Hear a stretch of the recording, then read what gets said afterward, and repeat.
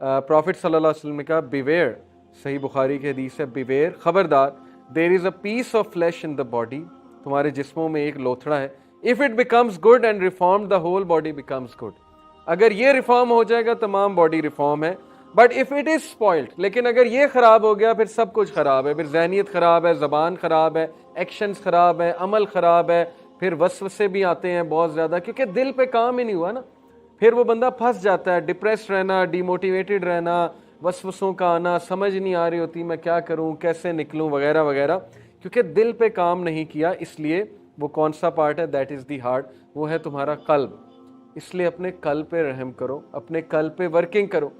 कल्ब पे वर्किंग करने के लिए मैं आपको एक प्रैक्टिकल टिप देता हूँ। पहली तो बात, नमाजें 5 कायम करने की कोशिश करें इंशाल्लाह। हर नमाज के बाद 20 बार इस्तगफार, 100 बार इस्तगफार दिन में करें, लेकिन बहुत फोकस्ड सोच के, अल्लाह को सामने ला के, अपने गुनाहों को सामने ला के तज़किया करें। 20 बार इस्तगफार, अस्तगफिरुल्लाह तूबु इलैह, अस्तगफिरुल्लाह तूबु इलैह 20 बार हर नमाज के बाद पढ़ें, और दिन में 100 बार पढ़ें।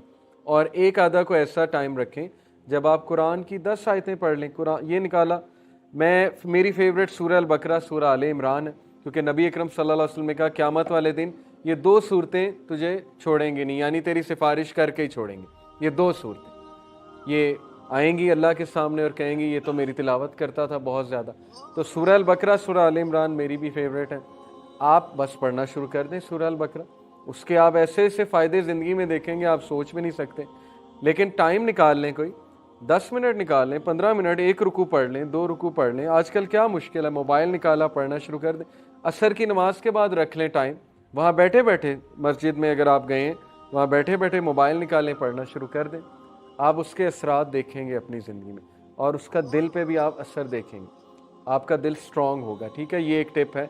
इस्तगफार बढ़ाएं और कुरान पढ़ें डेली, लेकिन करना है आपने ये, आप उसके इंशाल्लाह बहुत ज़बरदस्त असरात अपने दिल पे देखेंगे और अपनी तमाम ज़िंदगी के मामलात में इंशाल्लाह देखेंगे। इब्न अल जौज़ी का एक कोट सुनाता हूँ।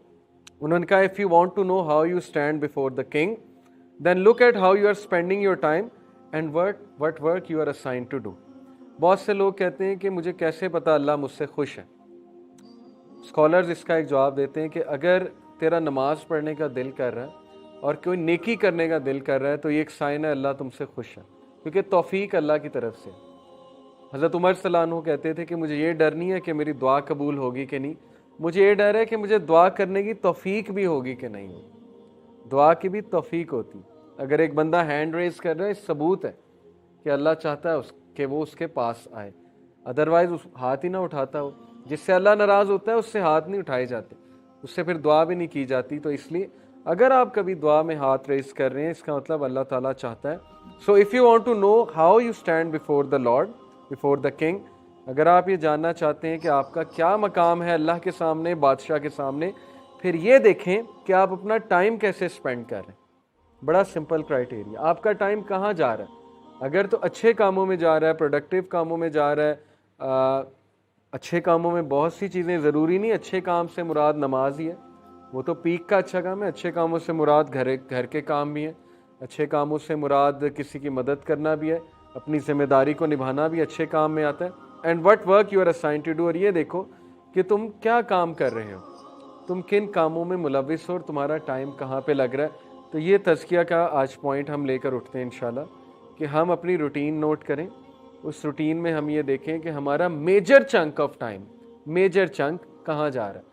अगर उस मेजर चंक में 6 घंटे एंटरटेनमेंट के हैं और नमाजें कुछ इस तरह की हैं कि 2-2 मिनट में फारिग कर रहे हैं हम, तो फिर स्वीयर तज़किया की ज़रूरत है। ओके, और अगर उस मेजर चंक में जो है वो ज़्यादा अच्छे काम है, तो फिर ये खुशखबरी की बात है, बहुत अच्छी बात है। तो अपने डे का मुहासबा करें, एनालिसिस करें, उसकी मंथली रिपोर्ट भी बनाएं। ये काम अगर आप करने बैठेंगे, आप देखें हिदायत क्यों नहीं आती, तब्दीली क्यों नहीं आती। मैंने माशाल्लाह अपने पूरे डॉक्यूमेंट्स इंशाल्लाह नेक्स्ट क्लास में दिखाऊंगा। जब मैं चेंज हुआ था, मैंने पूरा एक फ़ोल्डर बनाया था, फ़ोल्डर आपको दिखाऊंगा, और उस फोल्डर का नाम सेल्फ अकाउंटेबिलिटी रखा था। उसमें मैं पूरी अपनी रिपोर्ट लिखता था, क्योंकि आदत हमें यूनिवर्सिटी में भी हर चीज़ को एनालाइज करना है, बीइंग एन इंजीनियर, रिपोर्ट्स लिखना। तो जब मैं कोई गलती करता था, मैं वहाँ लिखता था नोट पैड पे, आज मुझसे ये गलती हुई, یا جب کوئی اچھا کام کرتا تھا وہ بھی نوٹ کرتا تھا. تو اس سے بہت کچھ آتا ہے. آپ کبھی لاسٹ ہونا اور وہ ڈاکومنٹس کھول لیں تو آپ کو بڑا فائدہ ہوتا ہے. آپ ایک دم ریفلیکشنز پڑھ لیتے ہیں اپنی لکھی ہوئی, آپ حیران ہوتے ہیں کہ یہ میں نے لکھی تھی اس دن. کانفیڈنس ملتا ہے اس سے. جب آپ کسی گناہ کو ریزسٹ کر رہے ہو لکھ لیں آج میں نے گناہ کو ریزسٹ کیا, ایسے ایسے کیا. تو یہ لکھت لکھائی بہت ہیلپ کرتی ہے. یہ سائیکلوجیکلی اسپیکنگ جب کوئی چیز آپ لکھ لیتے ہیں نا تو برین کے جو پاتھ ویز ہیں وہ بنتے ہیں اس چیز سے متعلق, تو وہ عادت چھوٹنے کے زیادہ چانسز ہوتے ہیں. اسی لیے جو اسکولنگ سسٹم ہے آپ کو ٹیچر پاور پوائنٹ بھی دے سکتا ہے. اسکول جانے کی کیا ضرورت ہے, آج کل تو گوگل کلاس روم پہ ٹیچر کہ لو یہ لو پاور پوائنٹ ڈال دیا پڑھو بیٹھ کے. لیکن وہ کیوں بورڈ پہ لکھواتا ہے؟ آپ کہتے ہیں یار یہ ساری باتیں پتہ ہے کیوں بورڈ پہ ہمیں لکھوا رہا ہے ساری باتیں, کیونکہ اس کے پیچھے سائیکالوجی ہے کہ آپ جب لکھو گے آپ کو وہ چیز یاد رہے گی اور زیادہ چانس ہے کہ آپ وہ چیز ریپیٹ کرو.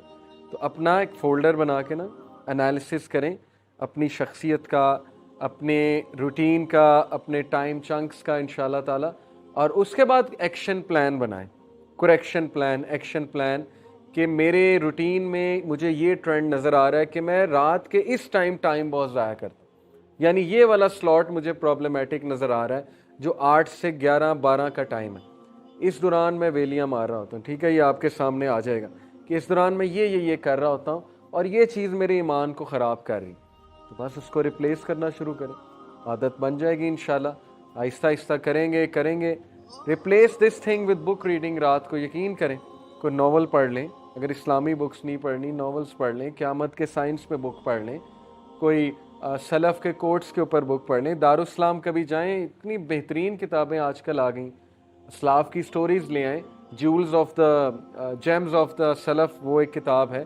کوئی سائنس, ماڈرن سائنس پہ کتاب, ماڈرن سائنس اینڈ اسلام, یہ دارالاسلام کی کتابیں, ایسٹرو فزکس اینڈ اسلام دارالاسلام کی کتابیں. ان کو بک ریڈنگ سے انشاءاللہ آپ لوگ آہستہ آہستہ اپنی ہیبٹس کو ریپلیس کریں, اس طرح تبدیلی آئے گی. ادروائز صرف ایک لیکچر پہ آنے سے چینج نہیں آئے گی, کیونکہ یہ ہم سن کے چلے جاتے ہیں. تو تبدیلی لانے والے انشاءاللہ آپ ہیں, اور اللہ سبحانہ و تعالیٰ آپ کے ایکشنز دیکھ کے آپ کو ہدایت میں انکریز کرے گا. اوکے, یہ بات یاد رکھیں. بہت سے لوگ مجھ سے سوال کرتے ہیں کہ ہم کنسسٹنسی کیسے اچیو کریں. دیکھیں جو کنسسٹنسی ہے نا, یہ اصحاب کہف کے واقعے سے ثابت ہوتا ہے کہ اللہ تعالیٰ ان کے بارے میں کہتے ہیں کہ وَرَبَطْنَا عَلَىٰ قُلُوبِهِمْ إِذْ قَامُوا فَقَالُوا رَبُّنَا رَبُّ السَّمَاوَاتِ وَالْأَرْضِ لَن نَّدْعُوَ مِن دُونِهِ إِلَٰهًا لَقَدْ شَطَطَ. اور پھر اللہ نے ان کا إِنَّهُمْ فِتْيَةٌ آمَنُوا بِرَبِّهِمْ وَزِدْنَاهُمْ هُدًى. پہلی بات یہ بتائی کہ وہ لوگ جم گئے, کھڑے ہو گئے, انہوں نے اعلان کر دیا اللہ ہمارا رب ہے. اس بیسس پہ اللہ نے انہیں استقامت دے دی.